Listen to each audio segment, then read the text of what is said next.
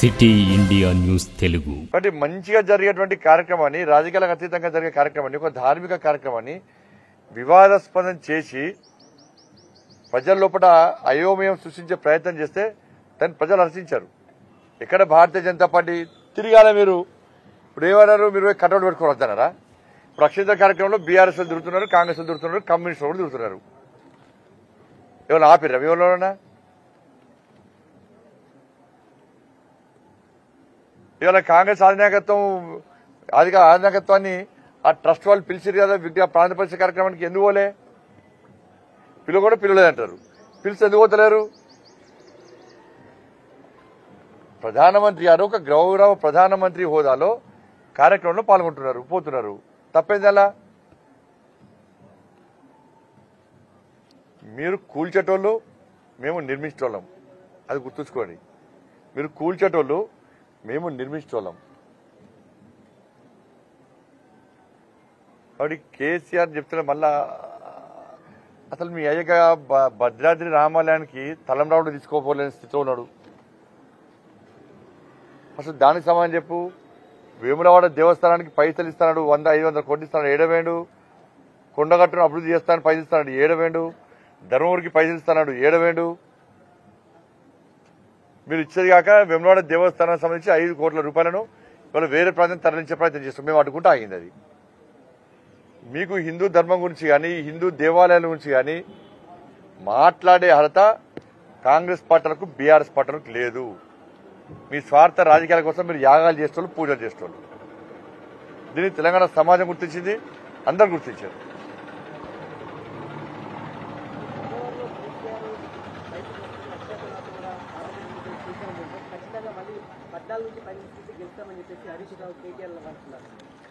బయటికి వస్తేనే పడుచుకోవాలి, లోపల ఉన్న పడుచుకోండి. కేసీఆర్ గురించి వాళ్ళు మాట్లాడుస్తారు. ఎలా చెప్పు. కేసీఆర్ జనం మర్చిపోయారు. బయట తిరిగితే ఎన్ని గెలిచినాయి?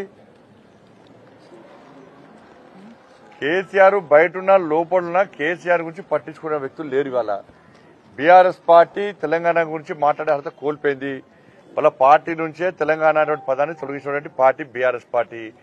జాతీయ పార్టీ అన్నారు, ముంబైలో పోటీ చేస్తామన్నారు. అసలు జాతీయ పార్టీ, ప్రాంతీయ పార్టీ ఇప్పటి స్పష్టత లేదు వాళ్ళకి. ఇది విక్తం, అది విక్తం, ఇది ఓడుస్తాం, అది ఓడుస్తాం అన్నారు. మేమే కీలక పాత్ర పోషిస్తాం ఈసారి పార్లమెంట్ ఎన్నికల్లో అన్నారు.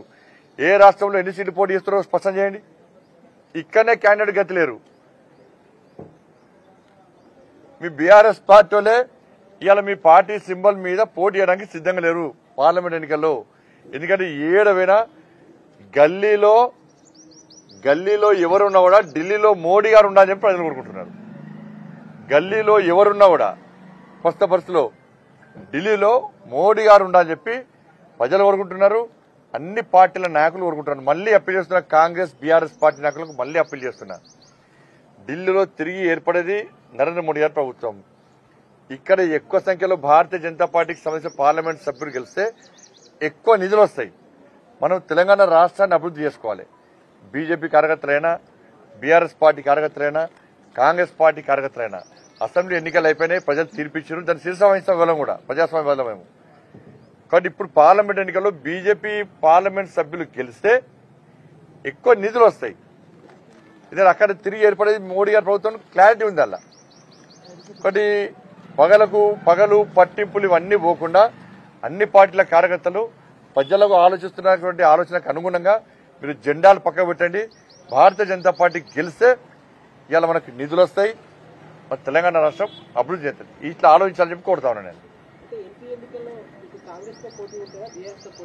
బీఆర్ఎస్ లేనేలేదే, బీఆర్ఎస్ ఏడుని చెప్పరాదు. ఇప్పుడు బీఆర్ఎస్ సింబల్ మీద ఎంపీగా పోటీ చేయడానికి ఎవరైనా సిద్ధంగా ఉన్నారా? 17 మంది పేర్లను 24 hours అనౌన్స్ చేయమని చెప్పండి. మా దాంట్లో పోటీ ఉంది, వాళ్ళ పోటీ లేదు.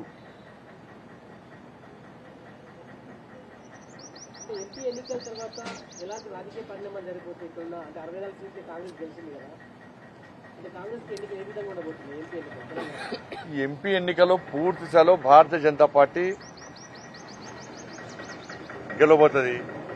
నాకు తెలిసి కాంగ్రెస్ పార్టీ నుంచి ఎమ్మెల్యేలను కొనుగోలు చేయడానికి కేసీఆర్ ఆల్రెడీ ప్లాన్ చేస్తున్నాడు. ఆల్రెడీ చాలా మంది కాంగ్రెస్ పార్టీ నాయకులు కేసీఆర్ తో టచ్ లో ఉన్నారు. ఈ పార్లమెంట్ ఎన్నికల తర్వాత కేసీఆర్ ఏదైనా చేయొచ్చు. ఎందుకంటే కాంగ్రెస్ పార్టీలో కేసీఆర్ కోవట్లు చాలా మంది ఉన్నారు. వాళ్ళతోని ఆల్రెడీ బేరసారాలు సాడేసిండు. మొన్న అసెంబ్లీ ఎన్నికల్లో చాలా స్పష్టంగా చెప్పింది నేను. చాలా మందికి కేసీఆర్ పైసలు ఇచ్చిండు. ఎందుకంటే కేసీఆర్ ప్లాన్ మంది పుట్టినోని కూడా వాళ్ళు అనుకుంటాడు కేసీఆర్. ఆయన ఆలోచన దుర్మార్గపు ఆలోచన బీఆర్ఎస్ పార్టీ. కాబట్టి పార్లమెంట్ ఎన్నికల తర్వాత ఏదైనా జరగచ్చు. కేసీఆర్ మూర్ఖత్వపు ఆలోచన వల్ల, కేసీఆర్ కుట్రల వల్ల ఏదైనా జరగదు. కేసీఆర్ కు ప్రజాస్వామ్యం మీద నమ్మకం లేదు, రాజ్యాంగం మీద నమ్మకం లేదు, చట్టాలంటే గౌరవం లేదు, తోటి మనిషి అంటే కనీసం విలువ ఉండదు ఆయనకు కుటుంబానికి. కాబట్టి దేనికైనా ఆ కుట్రలకు తెగించి ముందుకొచ్చే వ్యక్తి కేసీఆర్ కుటుంబం. ఏదైనా చేస్తాడు, ప్రభుత్వాన్ని ఇబ్బంది పెట్టే ప్రయత్నం ఏదైనా చేయొచ్చు. అది చేసి ఏం చేస్తాడు, మళ్ళీ బీజేపీ నూకే ప్రయత్నం చేస్తాడు. ఈ కాంగ్రెస్ వాళ్ళకు మీరు ఫస్ట్ ఆ కేసీఆర్ సంగతి చూడరు. ఫస్ట్ మీరు బీఆర్ఎస్ బీజేపీ ఒకటి, బీజేపీ ఎక్కడ ఒకటే, బీఆర్ఎస్ బీజేపీ ఒకటి కలిసి పోటీ చేస్తాం. ఎప్పుడైనా మీరు దాన్ని పట్టుకొని మళ్ళీ పార్లమెంట్ లో గెలిచే ప్రయత్నం చేస్తే మీ సంగతి కేసీఆర్ చూస్తారు. ఫస్ట్ మేము కొట్లాడుకుని కాదు, కాంగ్రెస్ బీజేపీ కొట్లాడుకుని కాదు. ఉన్న అక్కడక్కడ కొంచెం ఉన్న బీఆర్ఎస్ పార్టీ ఆయన బొంద పెట్టాలి ఫస్ట్. ఎందుకంటే ప్రజలను రాసి రంపాన పెట్టిన బీఆర్ఎస్ పార్టీ వాళ్ళు, ప్రజల బతుకులు సర్వనాశనం చేసింది బీఆర్ఎస్ పార్టీ, కేసీఆర్ కుటుంబం ముఖ్యంగా. ఫస్ట్ వాళ్ళ సంగతి చూద్దాం. మీరు మేము కలిసి అభివృద్ధి చేసుకుందాం తెలంగాణ రాష్ట్రానంటే మీరు వాళ్ళ బీఆర్ఎస్ బీజేపీ ఒకటి, ఒకటి ప్రజలు అంతలేరు, మర్చిపోయారు. ఒకప్పుడు నమ్మిరు, మీరు చెప్తే నమ్మిరు. ఇప్పుడు ఎవ్వరు కూడా బీఆర్ఎస్ బీజేపీ ఒకటంటే ప్రజలు నమ్మే స్థితిలో లేరు. ఫస్ట్ మీరు బీఆర్ఎస్ సంగతి చూసుకోరి. తెరవనికి ఏం జరుగుతుందో, కేసీఆర్ ఏం చేస్తుండో, ఏం చేయబోతుండో ఫస్ట్ దాన్ని గమనించండి. మీ ఇంటెలిజెన్స్ వ్యవస్థను పరీక్ష చేసుకోండి ఫస్ట్. అరే చాలా విషయాలు మాకు తెలుస్తున్నాయి, మీకు తెలుస్తలేవు. మీరు గదే గుడ్డి ఆలోచన ఉన్నారు. బీఆర్ఎస్ బీజేపీ ఒకటి అది చెప్పుకుంటేనే టైం పాస్ చేసే ప్రజలు దాన్ని ఎవరు నమ్మరు. హాస్పిటల్ ఎన్నికలు ఎవరు నమ్మరు. కొంత నమ్మించారు, దాని సక్సెస్ అయ్యారు నమ్మించడంలో, మోసం చేయడంలో. ఇప్పుడు నమ్మరు, ప్రజలు నమ్మరు. ఇప్పుడు ప్రజలు తెలంగాణ రాష్ట్ర అభివృద్ధి కోరుకుంటున్నారు. కాంగ్రెస్ పార్టీ ప్రభుత్వం ఏర్పడ కూడా కేంద్రంలో బీజేపీ ప్రభుత్వం ఏర్పడబోతుంది. కాబట్టి ఈ ఎన్నికల్లో బీజేపీకి ఓటేయాలి. మనం తెలంగాణ రాష్ట్రాన్ని అభివృద్ధి చేసుకోవాలి, ఎక్కువ నిధులు తెచ్చుకోవాలి. ఎక్కువ నిధులు రావాలంటే, తెలంగాణ రాష్ట్రం అభివృద్ధి చెందాలంటే ఇలా బీజేపీ ఎంపీలను గెలిపించాలి. బీజేపీ ఎంపీలను గెలిస్తే బీజేపీ ఎంపీలు కొట్లాడి ఎక్కువ నిధులు తీసుకొస్తారు. అయిపోయింది, ఎన్నికల వాతావరణం అయిపోయింది. ఇప్పుడు అభివృద్ధి కావాలి మనకు. అప్పుల పాలైంది తెలంగాణ రాష్ట్రం. అప్పులు తీసుకోవాలి, సంక్షేమ పథకాలు అమలు కావాలి. కాంగ్రెస్ పార్టీ ఇచ్చిన హామీలు నెరవేర్చాలంటే కూడా ఇక్కడ బీజేపీ రావాలి, ఎంపీలు గెలవాలి. ఇప్పుడు ఎక్కడ చేసేస్తారు పైసలు? వాళ్ళ రైతు బంధు మీరేమన్నారు? ఎన్నికల తర్వాత వెంటనే 15,000 రూపాయలు ఎకరానికి వేస్తామన్నారు. 48 లక్షల వాళ్ళ సీజన్ స్టార్ట్ అయింది. 48 లక్షల మంది రైతులు ఎదురు చూస్తున్నారు. ఇవాళ పంట పెట్టుబడి పెట్టలేని పరిస్థితి ఉన్నది ఇవాళ. కాబట్టి రైతు బంధు ఎందుకు వేయరు? కానీ మీ కాంగ్రెస్ పార్టీ సంక్షేమ పథకాలు అమలు కావాలన్నా కూడా ఇక్కడ బీజేపీ పార్లమెంట్ సభ్యులు అధిక స్థానంలో గెలవాలి. దాన్ని కాంగ్రెస్ పార్టీ నాయకులు గుర్తుంచుకోవాలి. మీ కాంగ్రెస్ పార్టీ గెలవది, కేంద్రం రాదు. అందుకే నేను కాంగ్రెస్ పార్టీ నాయకులకు నేను పర్సనల్ విజ్ఞప్తి చేస్తున్నాను, మీరు మొండిపాటి ఓకూరి. ఇక్కడ రాహుల్ గాంధీ శభాష్ అనాలే, సోనియా గాంధీ శభాష్ అని చెప్పి మీరు మొండిపాటుతోని మేము కొట్లాడి ఇంకోటి మధ్యలో గెలుచుడో, ఇలా ఎక్కువ స్థానాలు పార్లమెంట్లో మీరు గెలవాలని చూస్తే మీకే మోసం, తెలంగాణ రాష్ట్ర ప్రభుత్వానికే మోసం జరుగుతుంది. దాన్ని గుర్తుంచుకోవాలి. మీరు మొండిపాటు పక్క పెట్టండి. ఇలా బీజేపీ గెలవాలని కోరుకోరు. మీరు గెలిస్తేనే మీరు రాష్ట్రంలో అధికారులు ఉంటారు, అభివృద్ధి మనం చేసుకుంటాం. అభివృద్ధి ద్వారా మేము కూడా సహకరిస్తాం. మోడీ గారికి ఎన్నికలు ఇవన్నీ ముఖ్యంగా, దానికి అభివృద్ధి ముఖ్యం. ఏ పార్టీ అధికారంలో కూడా అభివృద్ధి చేయాలనుకుంటారు. అటువంటి వ్యక్తికి ఇంకా మనం తెలంగాణ రాష్ట్రం నుంచి ఇంకా ప్రోత్సహించే ప్రయత్నం చేయాలి. ఎక్కువ ఎంపీలకి బీజేపీ ఎంపీలు కలిస్తే ఎక్కువ నిధులు, మీరు మేము కలిసి ఎక్కువ నిధులు తీసుకొచ్చుకుందాం. అట్లానే అనేది ఇప్పుడు బీఆర్ఎస్ వాళ్ళు 17 సీట్లు గెలుస్తామంటున్నారు, కాంగ్రెస్ వాళ్ళు 14 సీట్లు గెలుస్తామంటున్నారు. మేము 14 సీట్లు, ఎన్ని ఉన్నాయి సీట్లు? 17 సీట్లే ఉన్నాయి. ఇవన్నీ కలిస్తే 50 దాడుతున్నాయి వాళ్ళ. కాబట్టి నేను మళ్ళీ చెప్తున్నా, ప్రజలు ఏం కోరుకుంటారు అంటే గల్లీలో ఎవరు కూడా ఢిల్లీలో మోడీ గారు ఉండాలి ఈ దేశం కోసం. ఇది ప్రజల ఆలోచన, ప్రజల విధానం, ప్రజల నినాదం. సుస్థిరంగా ఉండాలని కోరుకుంటున్నాను. మేము ప్రభుత్వాలను కూల్చేటువంటి ఆలోచన మాకు ఉంటుంది. అటువంటి కుట్ర మాకు తెలియదు. కేసీఆర్ విషయంలో కొంచెం జాగ్రత్తగా డేగా కంతం చూడాలంటున్నాను నేను. కేసీఆర్ కామన్ అంటే కుట్రలు చేస్తాడు, ఏది చేసినా కుట్రలు చేస్తూ ఉంటాడు. దాన్ని గమనించుకోండి, మీ ప్రభుత్వం జాగ్రత్త. మరి అది కేసీఆర్ ఏం చేస్తాడో అర్థం చేసుకోండి ఒకసారి. ధన్యవాదాలు. ఒకవేళ కేసీఆర్ ఏదైనా కుట్రలు కనుక చేసినట్టయితే బీజేపీగా మీరు వాటిని అడ్డుకుంటారా? ఎటువైపు ఉంటారు? మాకే సంబంధమే. వాళ్ళ గురించి వాళ్ళేం చేయాలి? ప్రజాస్వామ్యాన్ని కాపాడాల్సిన బాధ్యత భారతీయ జనతా పార్టీ మీద ఉంటుంది. ప్రజాస్వామ్యాన్ని కాపాడే పార్టీ భారతీయ జనతా పార్టీ, ప్రజాస్వామ్యాన్ని పరిరక్షించే పార్టీ భారతీయ జనతా పార్టీ. కానీ వాళ్ళ ఎమ్మెల్యేలను, వాళ్ళ నాయకులను కాంగ్రెస్ పార్టీ కాపాడుకోవాలి. మేము పోయి కాపాడతామా? అన్న పోకూరన్న బేర పోకుండా మేము ఆడతామా? వాళ్ళు కాపాడుకోవాలి.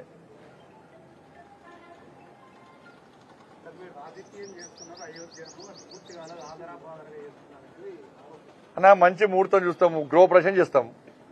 గృహప్రవేశం మొత్తం బిల్డింగ్ కంప్లీట్ అయ్యాక గృహప్రవేశం చేస్తామా? మంచి ముహూర్తం చూస్తాం కదా విజయ్, మంచి ముహూర్తం చూస్తాము, బలమైన ముహూర్తం చూస్తాము. ఇది ఒక్కరు చూసే ముహూర్తం కాదు, ఒక రాజకీయ పార్టీ చూసే ముహూర్తం కాదు. సాధు సంతువులు అందరూ కూడా కలిసి ఒక బ్రహ్మాండమైన ముహూర్తం చూసి ఆ రోజు ప్రాణ ప్రతిష్ఠ చేస్తారు. రాజకీయం ఏడు చేస్తున్నాం మేము. ఇప్పుడు కాంగ్రెస్ లను, బీఆర్ఎస్ లను, కమ్యూనిస్టులను ఓటించి పెట్టుకోమని చెప్పి మేమే పెట్టుకోగలుగుతున్నామా? మేము అక్షింతల కార్యక్రమం మీరే పాల్గొనండి. మేము ఎక్కడైనా బీజేపీ కన్వెన్షన్ పాల్గొన్నామా? ఇప్పుడు మేమే పాల్గొంటే బదనాం అవుతుంది చెప్పండి. అది రాజకీయాలకు అతీతంగా జరిగే కార్యక్రమం. క్షేత్రస్థాయిలో BRS party, Congress party, communist party కార్యకర్తలు పాల్గొంటున్నారు. దానిలో మరి ఆధినాయకత్వం దాన్ని ఎందుకు గమనిస్తలేము అంటున్నాం. ఇక దానిలో వీళ్ళు చెప్పిస్తే చెప్పరాలు. ఇప్పుడు ప్రపంచం అంతే తిరుగుతున్నది. అసలు మళ్ళీ చెప్తున్నా, వీళ్ళు రామాలయ నిర్మాణానికి అనుకూలమా కాదు? ఫస్ట్ అయోధ్యలో రామ మందిరం ఉందా, బాబ్రీ మసీద్ ఉందా? రాముడు అయోధ్యలో పుట్టిన నమ్ముతారా అని నమ్మరా వీళ్ళు? వీళ్ళు అప్పుడే అయోధ్య బాబ్రీ మసీద్ ఇచ్చినప్పుడే రాముడు అయోధ్యలో పుట్టిన గ్యారంటీ ఏంది అని చెప్పి కాంగ్రెస్ వాళ్ళు ప్రశ్నించారు. అప్పుడు మేమే అన్నాం, విమర్శించినోడు మీ తల్లి పుట్టిన గ్యారంటీ ఏంది? ఎవరు చెప్పారు? అక్కడ ఉన్న నర్సు, బాధ్యతాయుతమైనటువంటి పవిత్రమైన డ్యూటీలో నర్సు వచ్చి, అమ్మా ఇవనికి పాప పుట్టింది, బాబు పుట్టింది అని ఇస్తే నా బిడ్డ అని అనుకుంటాం మనం. ఇవాళ చరిత్ర చెప్తున్నది. ఇవాళ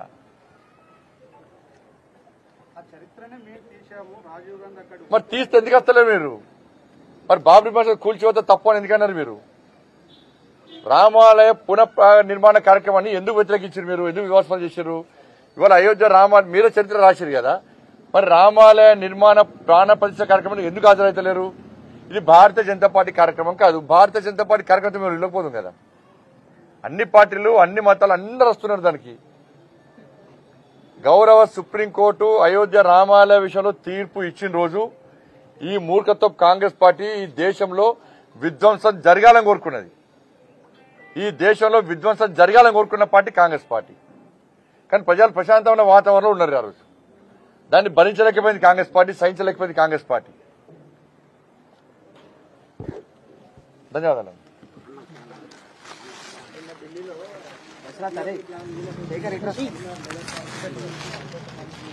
ఏదైనా సహకరిస్తామన్నా. తెలంగాణ రాష్ట్ర అభివృద్ధికి వాళ్ళు రమ్మంటే మేము వస్తాం, వాళ్ళు వేనా మా నాయకులకు తప్పకుండా తెలంగాణ రాష్ట్ర అభివృద్ధి సహకరించాలని విజ్ఞప్తి చేస్తాం. నరేంద్ర మోడీ గారు తెలంగాణ రాష్ట్ర అభివృద్ధికి కట్టుబడి ఉన్నారు, కమిట్మెంట్తో ఉన్నారు. ఎట్టి బస్సులో దీనిలో రాజకీయాలకు సంబంధం లేకుండా పోయినసారి రాష్ట్ర ప్రభుత్వము వాళ్ళ మంత్రులు అయిపోయారు. పోయినసారి రాష్ట్ర ప్రభుత్వము కేంద్ర ప్రభుత్వాన్ని విమర్శించడానికే టైం వేస్ట్ చేసింది, మోడీ గారు తిట్టడానికే టైం వేస్ట్ చేసింది. అటువంటి ప్రయత్నం కాంగ్రెస్ పార్టీ చేయొద్దు. ప్రతి విమర్శలకు సమయాన్ని వృధా చేసుకోకండి. మీరు మేము అందరం కలిసి తెలంగాణ రాష్ట్రపతి అందరం కలిసి తెలంగాణ రాష్ట్ర అభివృద్ధికి నిధులు తెచ్చుకుందాం. అందుకే దానికి ఎక్కువ నిధులు రావడానికి మంచి అవకాశం పార్లమెంట్ ఎన్నికల్లో భారతీయ జనతా పార్టీ ఎంపీలను గెలిపించడం.